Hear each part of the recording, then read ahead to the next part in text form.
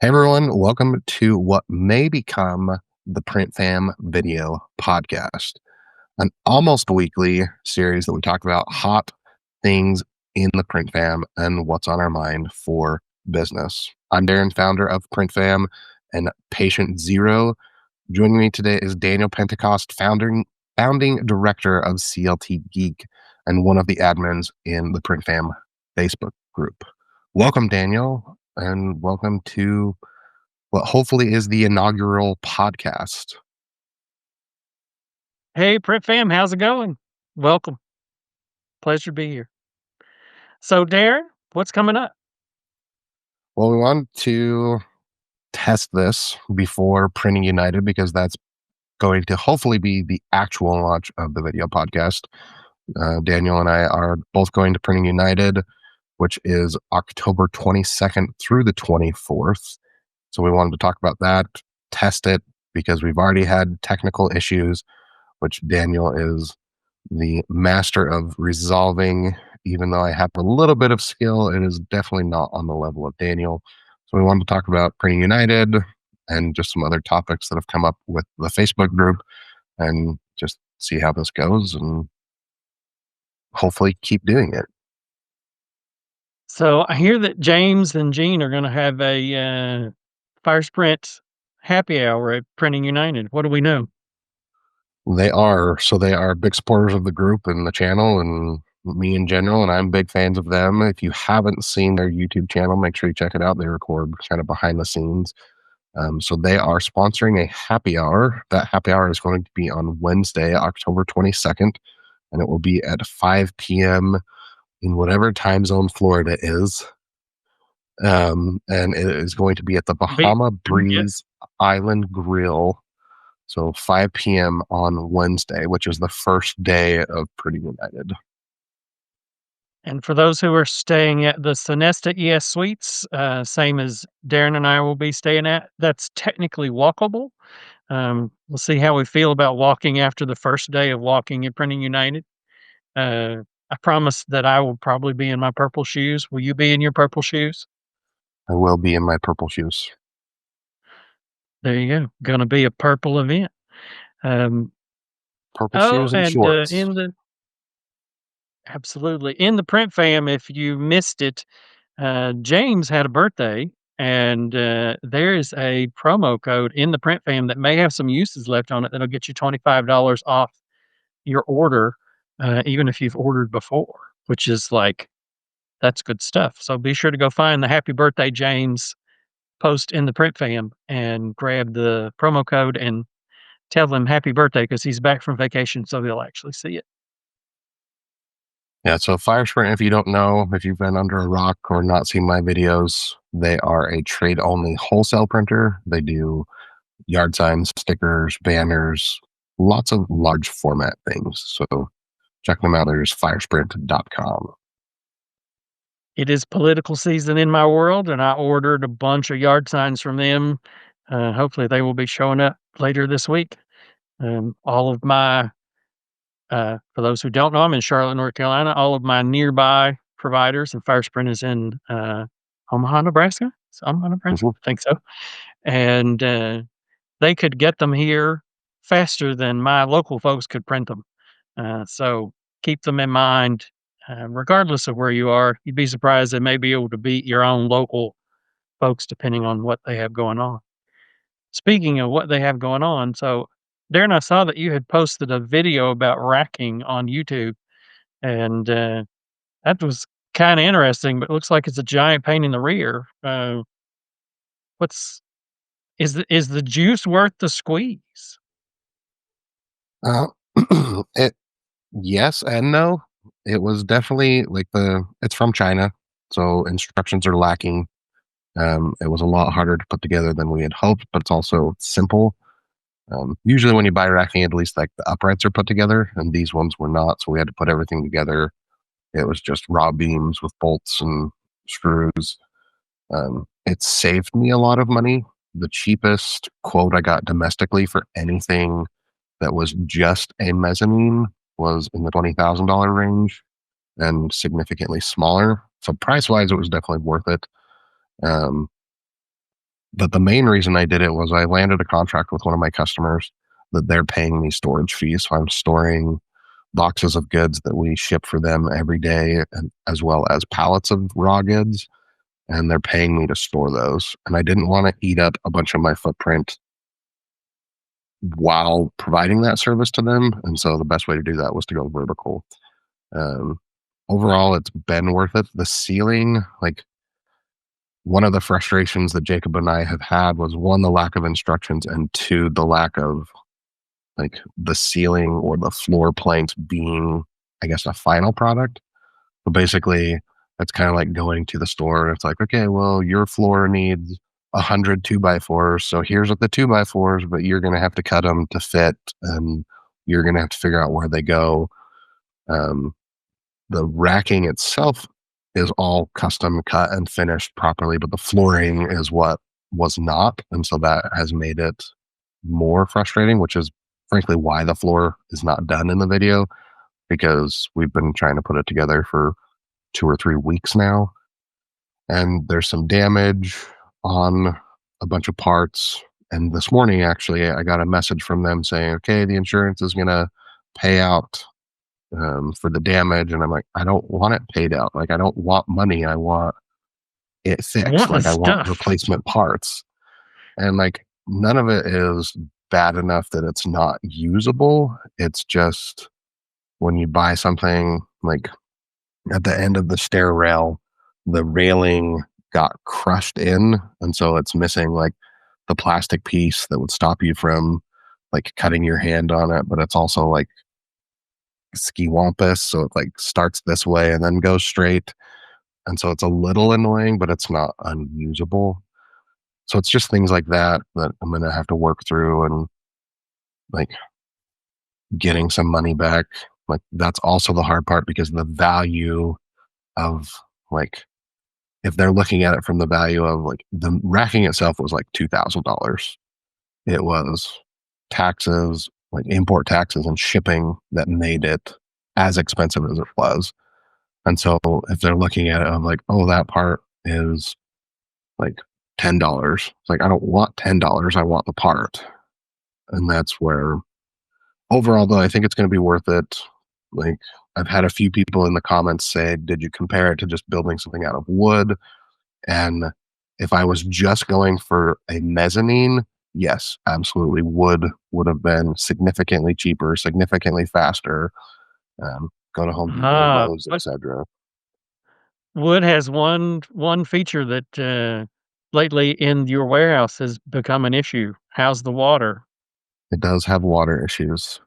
So water has gotten worse in some places and better in others. My landlord told me because I'd messaged him Saturday when I came and checked. At least I think it was Saturday. It might have been Sunday. He texted me and said, "Well, I have a crew coming to redo all the doors and windows." So that doesn't help my roof leaks, but hopefully it will help the other leaks that I'm having. Um, so yeah, mezzanine would have issues with the water that I'm having. It also doesn't have the weight ratings that the mezzanine has. So the mezzanine is rated for many tons of weight. I can't remember off the top of my head what it is, but basically it's a 19 by 24 foot like upper section minus the stairs, and I can put a multi-thousand-pound pallet on every section of the mezzanine, and it will hold it. Like it is rated for that weight. Now, because I didn't bolt it down, it's probably not technically weighted for it or rated for it without being bolted in place. But I don't plan on putting hundreds of tons or anything of the sorts. The heaviest pallet that I have is a pallet that has 50,000 trifolds. And basically, it will sit there. And as we need trifolds in the pick bins, we'll pull them. So it's going to have maybe 10,000 pounds spread across the whole thing. So rate, weighting wise, holy cow, that's hard to say. It's fine. So Um, I know that both of us provide storage of stuff for our clients. I wonder how many of our PrintFam members have thought about being the distributor for products that your clients need to send across the country. How many locations are you shipping to for your clients now?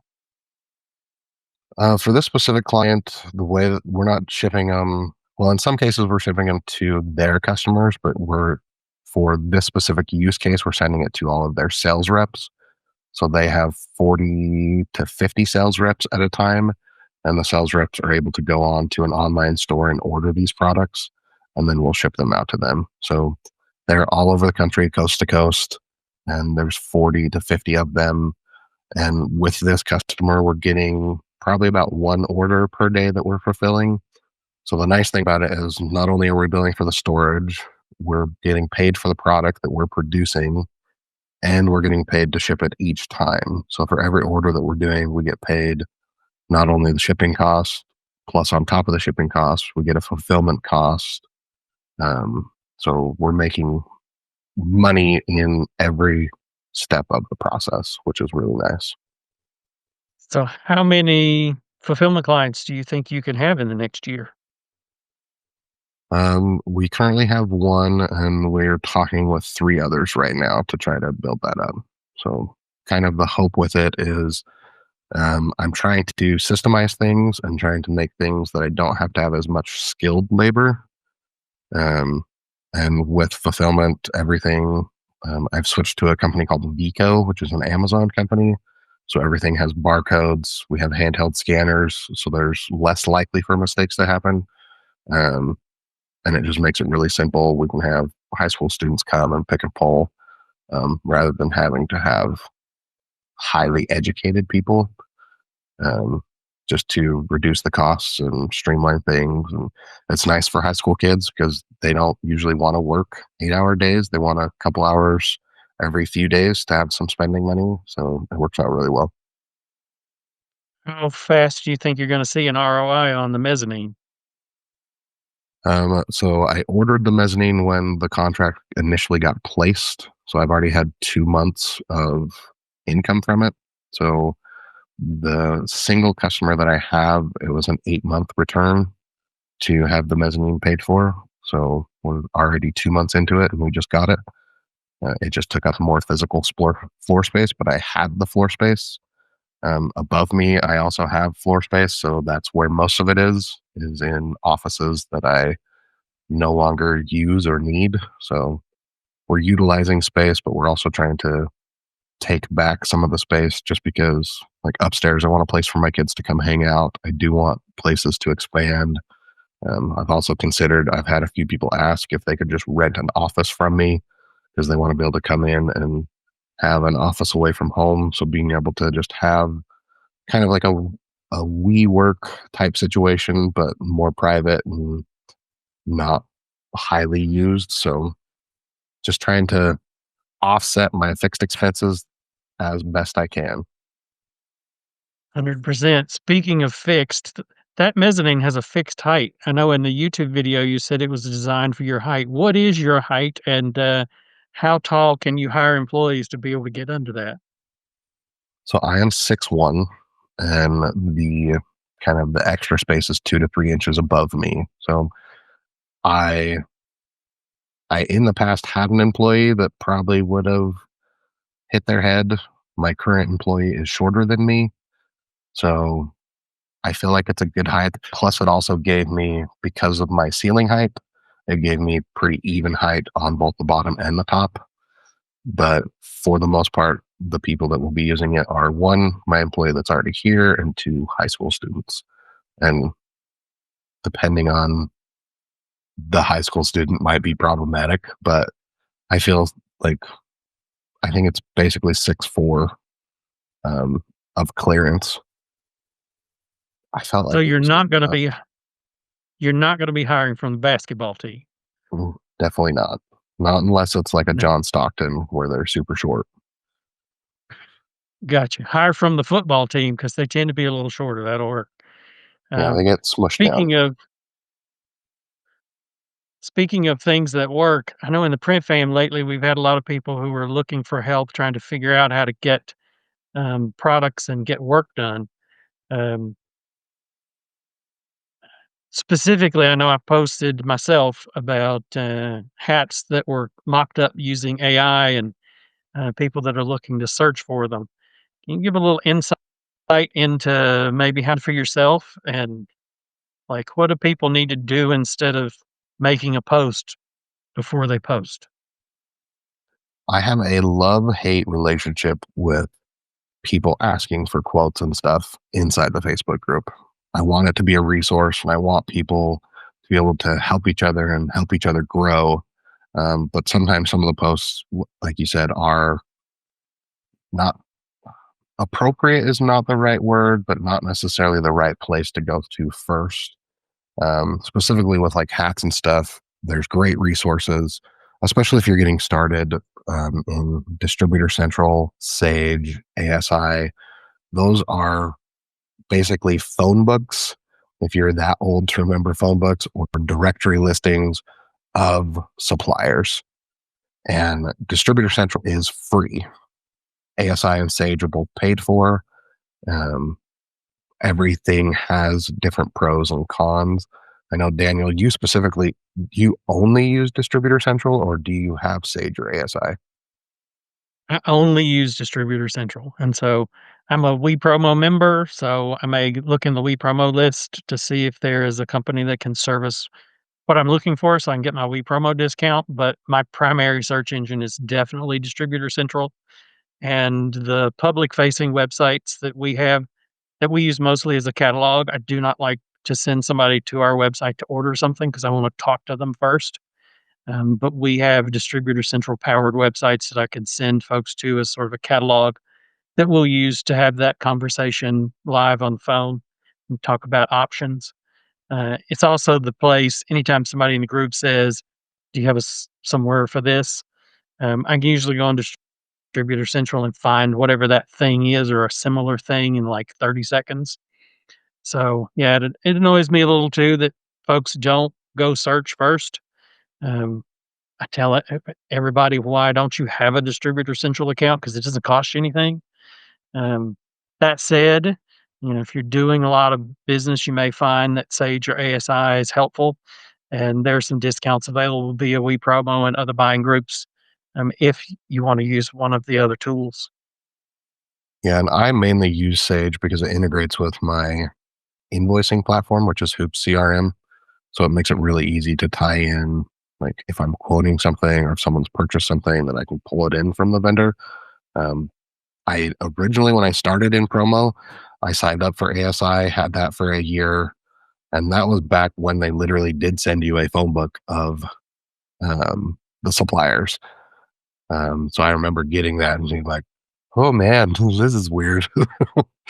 um, and then I learned about Distributor Central, and so then I used that for the longest time because I was cheap. I didn't want to pay for it. And I only had one company.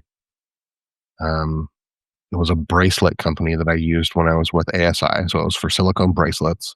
And I went to order from them after I left ASI and was only on Distributor Central, and they wouldn't sell to me. Um, I don't even remember who the company was. And I'm sure at this point, Distributor Central has definitely been around a lot longer and most people recognize it. Um, so I don't think you'd have as many issues as I did that one time. Um, but honestly, I don't see it being an issue, like paying for one versus having the free one. Distributor Central does have paid options that give you more, but as far as what you like bare minimum need, Distributor Central is great. Like I even have a Distributor Central website instead of a Sage website. But like Daniel, I don't typically like to send people there because it is overwhelming and you need to sell them. And websites, if they're going to go to a website to buy something, they're going to go to 4imprint or they're going to go to Vistaprint or some of these other online catalogs that they can just quickly, easily buy stuff rather than using your online catalog. At least that's how I feel. Well, I will say for me, the biggest issue that I have is people always end up buying the wrong thing. Favorite example of late, sent a client to our website to go take a look at like 3 or 4 pens and had given them suggestions for what they should buy. And within like 3 hours, they came back and wanted to buy the cheapest pen on the website that was on clearance that they could never buy again, that was actually pretty crappy. And I'm like, "Did y'all go through the website and just sort by price? Is this what I'm seeing?" And they admitted to it, that that's exactly what they did, and I'm like, "You're in a business where you cannot have a crappy pen. This is not like how you're gonna impress your customers. Nobody's gonna hang on to this." And the goal of promo, if you're gonna spend the money on promo, is not to just have some kind of little thing that you can give away. It's that people actually have you stick around. And if you don't stick around, why would you spend the money on the thing? Like, I can't imagine throwing, in that case, 39 cents a pen away just to give something away and get no return out of it. I just it makes no sense. Um, give something away that even is like 89 cents or even a buck 50 for if you get a nice laser engraved pen. If you get a nice laser engraved pen, you're gonna stick around in their pocket, on their desk, in their purse, and be a long-term customer. They will remember you because they stuck around. And it's like my business cards, my favorite thing with my business cards. For those of you who are printing United, you'll see what business cards I come with. I posted a poll in the print fam so you can guess which business cards I'm bringing. But my favorite thing when I give away one of my business cards to someone is for them to tell me that they still have my business card. And I'm trying to give them another one because that tells me that I stuck around and they didn't throw it away. And that may be 3, 5 years ago, but those people eventually come around, and I will say that every person who still has my business card eventually sends me a referral or comes to do business with us themselves. So, when it comes to promo, why would you throw money away on something cheap just to have something to give away? It doesn't make sense. I have that conversation with clients almost on the daily. In fact, I have to have that conversation with someone this afternoon. Uh, Yeah, so, I learned that lesson a long time ago, and it was with my brother. And it came down to he got his building, and he got a couple of employees, and wanted to give all of them water bottles, but he wanted to give everyone else water bottles. And I think it was at like Evans or Hit, we found these like retail priced water bottles that were like 88 cents or 99 cents a piece, and you got 250 of them, and you used them once or twice and they leaked. And so they just got thrown mm, away. Like, they weren't donated to Goodwill. They literally were just thrown in the garbage. And at this point, he buys really big, really nice tumblers. So like, he now spends $18 a piece on them, and people love them, use them, and keep them. And so the impact of spending more money is far greater than the impact of, like, oh, you gave me a crappy water bottle that I threw away. So he might not do as many as he did. Well, now he does because he's a lot bigger. um, Before, it was like, oh, I'm going to order 10, I'm going to order 20. And who he gives them to, like, he's more picky about who he gives them to rather than, oh, everyone gets a water bottle. That's not Oprah Winfrey where everyone gets a car. Like, I wish it was, but that's kind of how like I treat my business too. Is I'd rather, like, I don't do generic marketing. I typically try to do targeted marketing, and so I'll spend more money to target the specific people and places that I want, rather than, like, I don't do the 4th of July parade here. People have asked me, why don't you do it? It'd be fun. People would get to know you. Or why don't you sponsor like the high school plays? And it's like, are maybe some of my customers there? Yes. But like, I'd rather just donate to the play because they're a customer of mine, not because I'm trying to get in their playbill. Because that's not like, I don't want Sally coming and ordering 25 prints from me. I'm not cost effective. I'm not, and like I don't want that work. I had someone that's going on, it's like their 65th wedding anniversary. They're going on a cruise. They wanted 2 t-shirts. And I told her, I'm like, it's $100. I'm like, I, on the phone, I said, I'm $100. I said, I know you can find someone else Like, I don't have a specific recommendation, but I know you can find someone else that if you're just looking for a cheaper price, that you can get them cheaper somewhere else. But I want to provide quality. And in order for me to provide quality at 2 shirts, they're $50 a piece. And she thanked me for being honest with her 100%. and went on her way. So like I would rather make $0 an hour than compromise and make 50 cents an hour.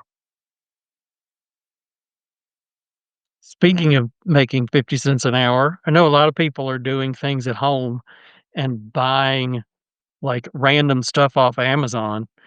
Specific to that, I know in Bulk Laser, one of your other businesses, you've been adding some stuff to the Bulk Laser website that you can use to make more than 50 cents an hour. What have you added to Bulk Laser recently?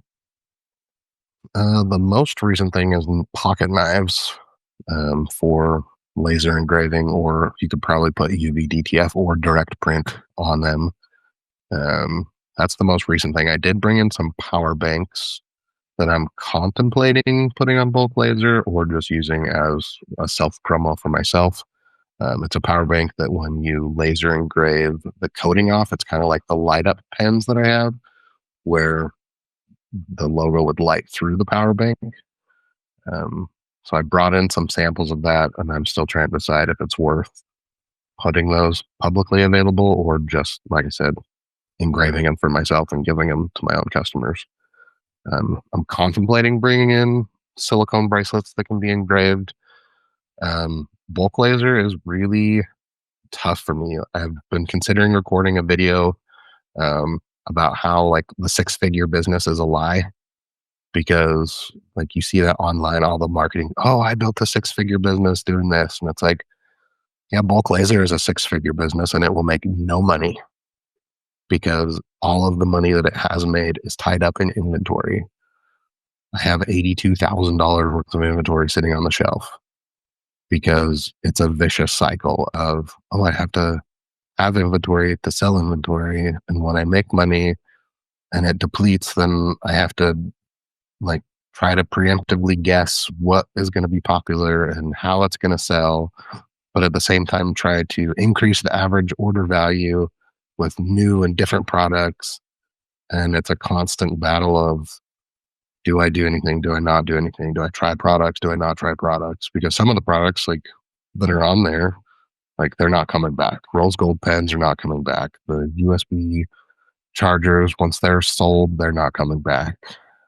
Plastic pens, at least as of right now, the plan is to not bring them back unless the launch of the Eufy Make printer that might change that. If those are actually out in the wild and people buy plastic pens and print on them, that might change my mind on that. But it's a really hard game because of inventory, especially because it's not domestic inventory.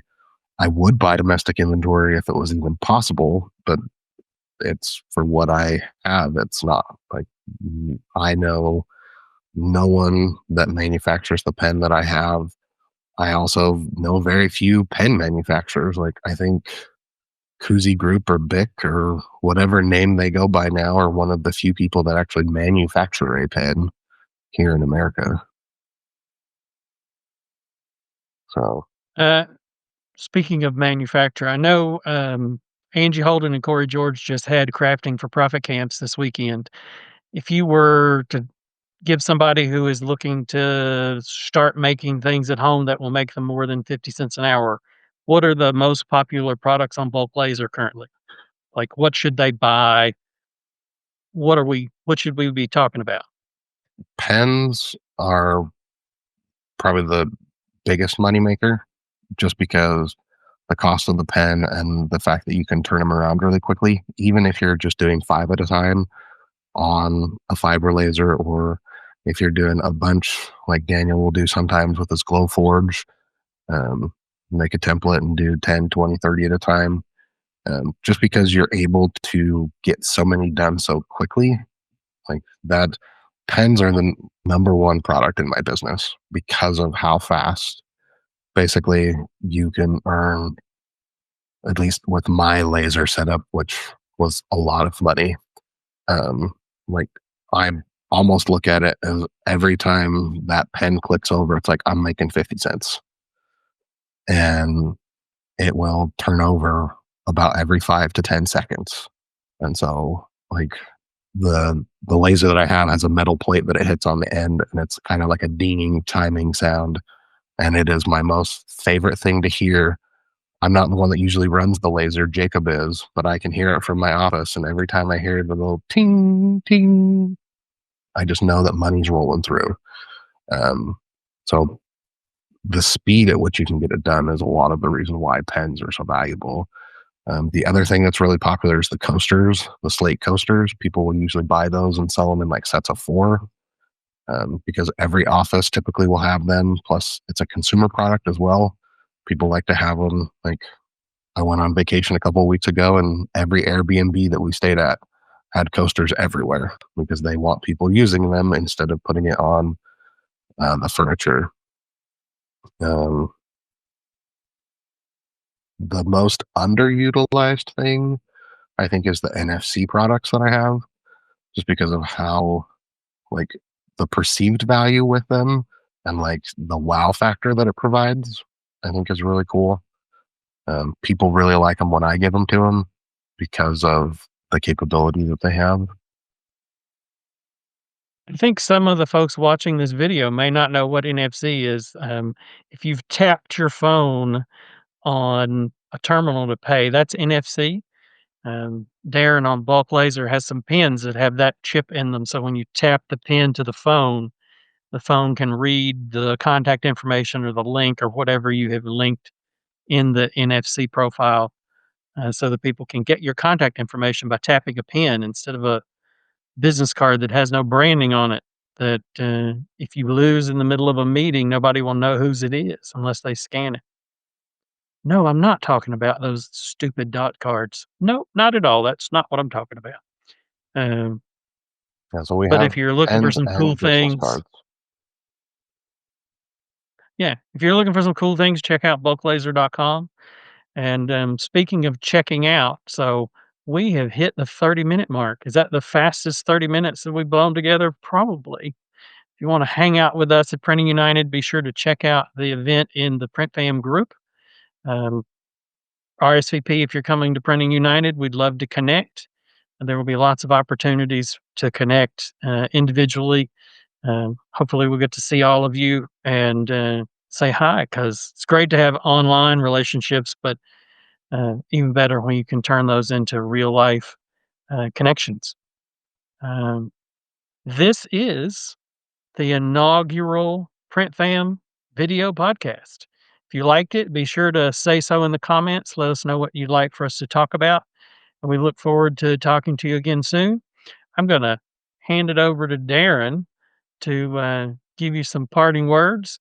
But thanks for spending a half hour with us. We really appreciate you. We appreciate the participation in the Print Fam. And we look forward to seeing your business grow. Yeah, we definitely love having you here. And if you have questions, that's the point of this podcast, so that we can answer questions. So, based off of our experience, what we're going through, what we've been through, um, utilize the wisdom of others so that you can help avoid mistakes or pitfalls in your business. So, ask those questions down below. We'll do our best to answer them. And we just appreciate you being here. This is not what I envisioned when I started the Print Fam stuff like 8 years ago, but it's been awesome. And the relationships have been worth it alone. Um, like, I wouldn't know Daniel, I wouldn't know Trevor, I wouldn't know anyone else. We got too many names to even mention the friendships that I've built all because of this community. And I know that the same is true with others within the community, that they've created relationships because of it. So thank you for being here. We really appreciate it. We'd love any feedback, things that we can record, and we will try to do this weekly. I am terrible at planning and scheduling, but Daniel is going to be holding me accountable. So thank you for being here, and we'll see you in the next one.